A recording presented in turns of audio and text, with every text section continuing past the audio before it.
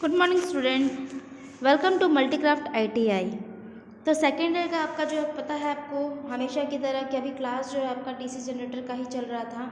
इसका 7 पार्ट तक जो है मैंने यूट्यूब पे अपलोड कर दिया है। अगर आपने उसमें नहीं देखा है तो यूट्यूब के साइट पे जाके, मल्टीक्राफ्ट के यूट्यूब पे साइट पे जाके आप उसे देख सकते हैं। अभी जैसा कि मैंने आपको पहले ही बताया था कि इसका जो है मैं 4 या 5 पार्ट जो है वो और अपलोड करूँगी क्वेश्चंस का।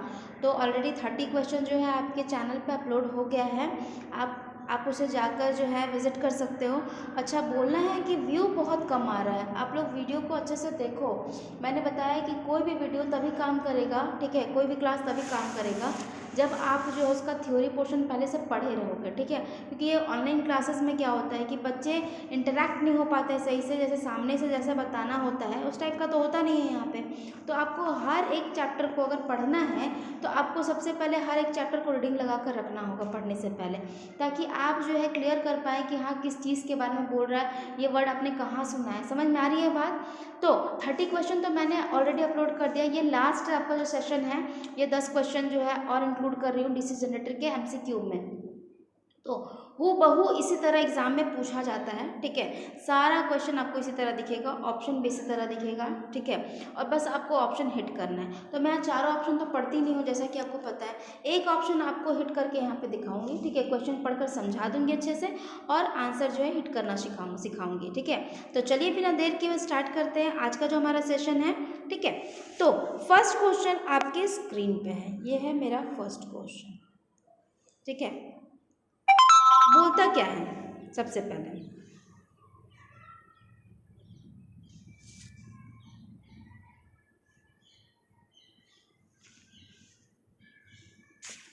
सबसे पहला क्वेश्चन बोल रहा है, ठीक है, कि what is the name of the part marked S in DC generator. आपको यहाँ पे फिगर में आपका दिख रहा होगा, ठीक है, आपके फिगर में दिख रहा होगा ये वाला पोर्शन, और इसके बारे में पूछा जा रहा है, इसके बारे में पूछा जा रहा है, ठीक है, कि ये पोर्शन क्या है, ठीक है। तो आप क्वेश्चन देख लिए, आप फिगर वाइज देख लिए, ठीक है।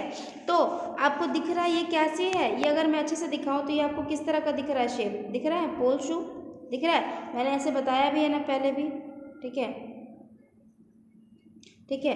पोल शू के बारे में बताया मैंने आपको। तो ये क्या दिख रहा है, पोल शू दिख रहा है, ठीक है। क्या दिख रहा है, पोल शू दिख रहा है। तो बोला जा रहा है कि ये जो डीसी जनरेटर में एक्स के रूप में लिखा हुआ है ये क्या है, ठीक है, एग्जैक्ट क्या है।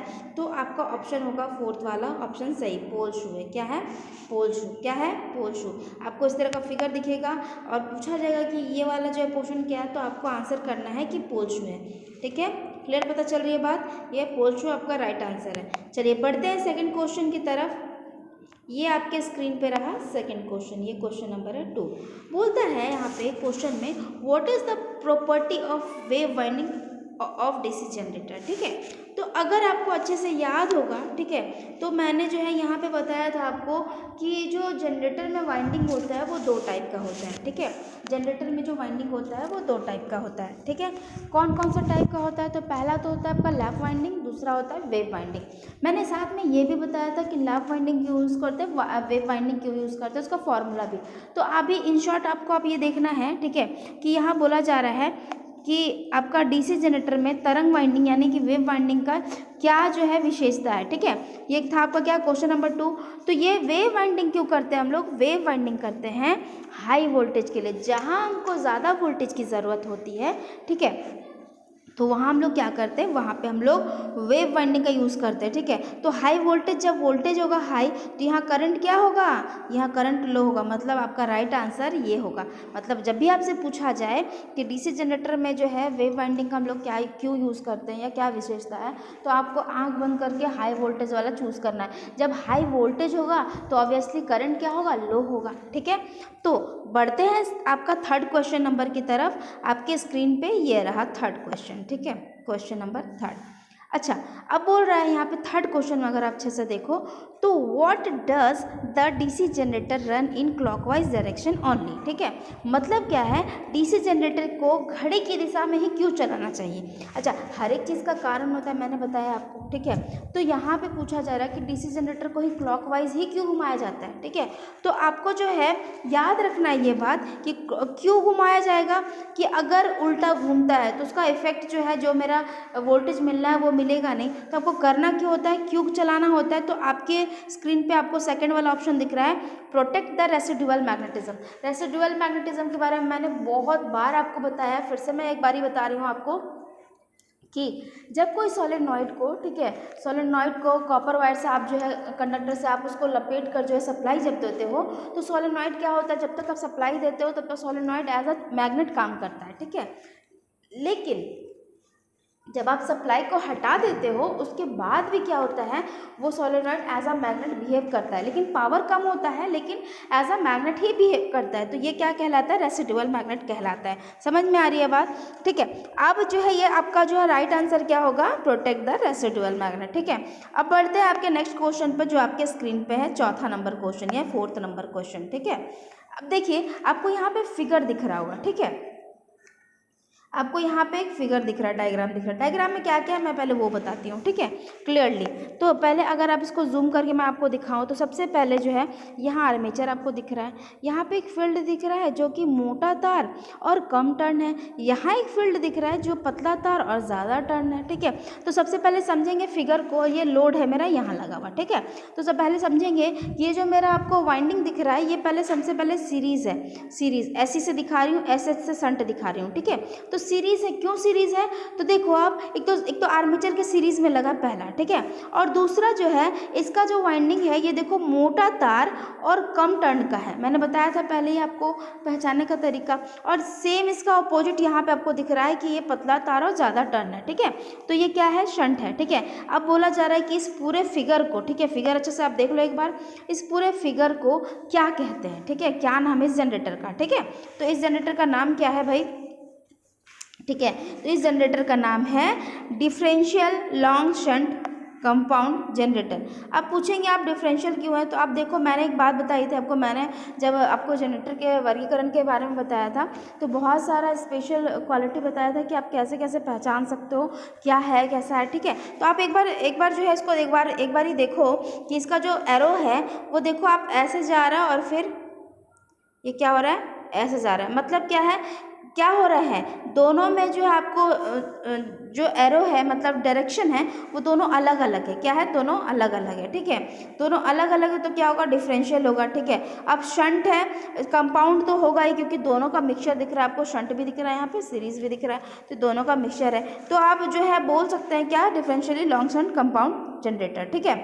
क्लियर है आपका बात, ठीक है। उसके बाद आप आओ नेक्स्ट क्वेश्चन में, जो आपके स्क्रीन पे रहा ये है क्वेश्चन नंबर 5, ठीक है, क्वेश्चन नंबर 5। अच्छा 5 क्वेश्चन नंबर क्या बोल रहा है आप सुनेंगे, which metal is use to make pole core और लार्ज डीसी जनरेटर मशीन। बोला जा रहा है कि बड़े डीसी जनरेटर मशीनों के पोल कोर बनाने के लिए किस धातु का उपयोग किया जाता है, ठीक है। तो सबसे पहले समझेंगे किस धातु का, आप बताओ यहाँ पे किस धातु का होगा, तो नर्म लोहा तो हो नहीं सकता है, ठीक है, ढलवा लोहा हो नहीं सकता है। लेकिन आप यहाँ पे दो ऑप्शन देखो, एक ढलवा इस्पात है, एक स्टेनलेस स्टील है। तो आप जब भी जानेंगे, ठीक है, तो हार्ड है ना ये मशीन पोल, ठीक है, आपका जो पोल कोर है वो क्या होता है, वो हार्डेंड होता है, ठीक है। तो आपको आपका जो यहाँ पे राइट आंसर तीसरा वाला होगा, सी, ठीक है। कितना होगा, तीसरा वाला जो आपका ऑप्शन यहाँ पे दिया है, ठीक है, कास्ट स्टील, ये आपका राइट आंसर होगा। समझ में आ रही है बात, राइट आंसर ये होगा आपका, ठीक है। उसके बाद बढ़ते हैं नेक्स्ट क्वेश्चन की तरफ, जो आपके स्क्रीन पे आपको ये दिख रहा है, ठीक है। क्वेश्चन नंबर है ये 6, क्या है, क्वेश्चन नंबर 6।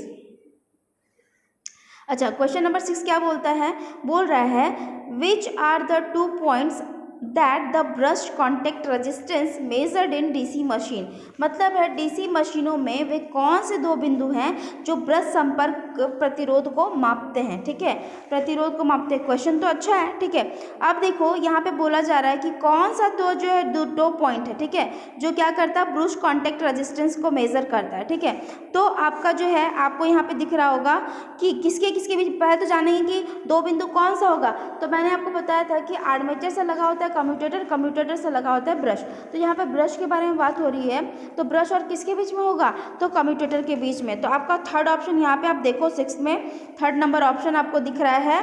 ठीक है, कि कम्यूटेटर और ब्रश के बीच का प्रतिरोध। समझ में आ रही है बात अच्छे से।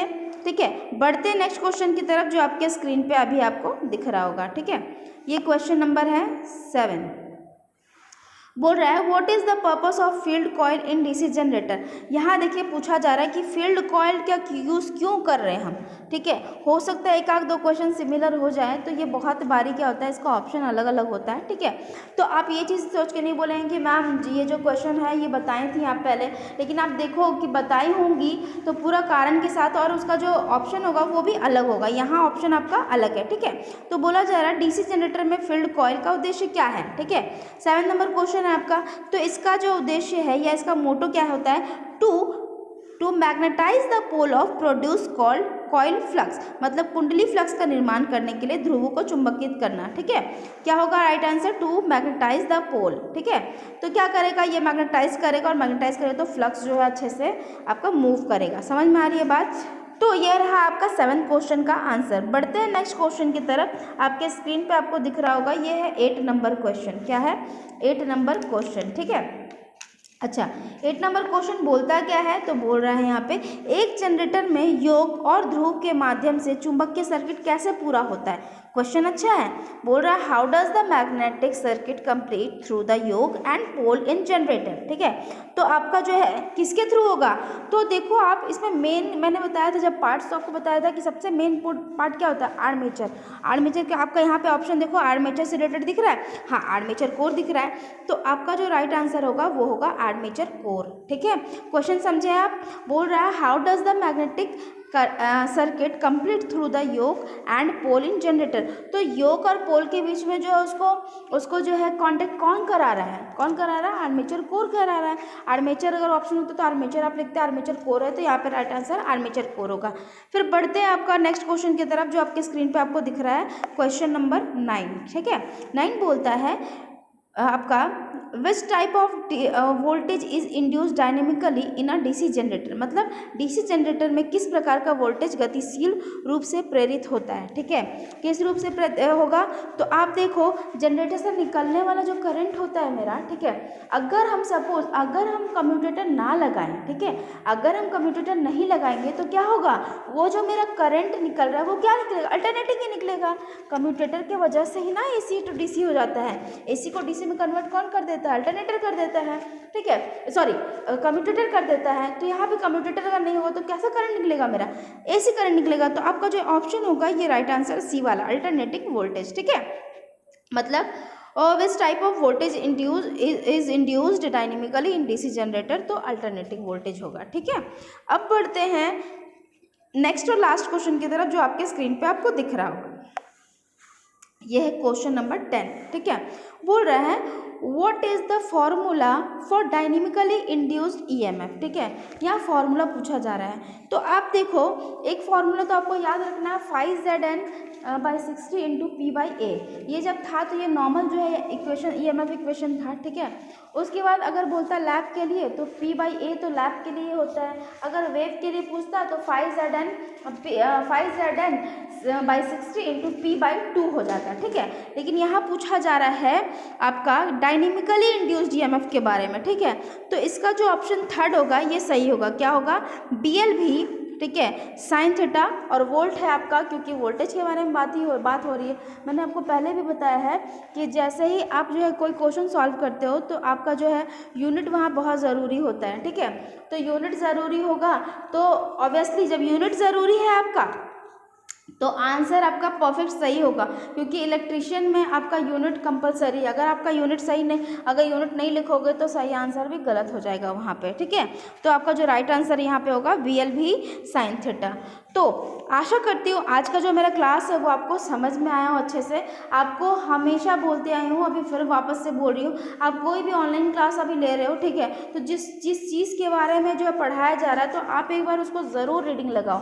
रीडिंग लगाकर अगर आप पार्ट बाय पार्ट समझते हो तो आपको ज़्यादा क्लियर होगा, क्योंकि सामने तो हो नहीं आप लोग कि इंटरेक्ट अच्छे से कर पाए कि हाँ बच्चे को समझ में आ रहा है, कितना आ रहा है, समझ में आ रही है बात। तो आशा करती हूँ आज का जो मेरा सेशन आपको अच्छा लगा हो। सो वीडियो को बहुत ज़्यादा व्यूज़ दीजिए। इलेक्ट्रिशियन में सेकंड ईयर का जो थ्योरी का क्लास है मेरा, जो मैं जनरेटर बता रही हूँ, व्यूज़ कम होते जा रहा है। पहले अच्छा व्यूज़ था, अब व्यूज़ बहुत कम होते जा रहा है। जितना ज़्यादा से ज़्यादा सपोर्ट कर सकते हैं करिए, क्योंकि मैं इसी तरह का अगर सपोर्ट करते रहेंगे तो मैं इसी तरह का सेशन लेकर आऊँगी कि टाइम ज़्यादा नहीं, लेकिन हाँ टाइम ज़्यादा नहीं दूँगी, लेकिन आपको परफेक्ट जैसा क्लास होता है उस तरह का क्लास आपको मिलेगा।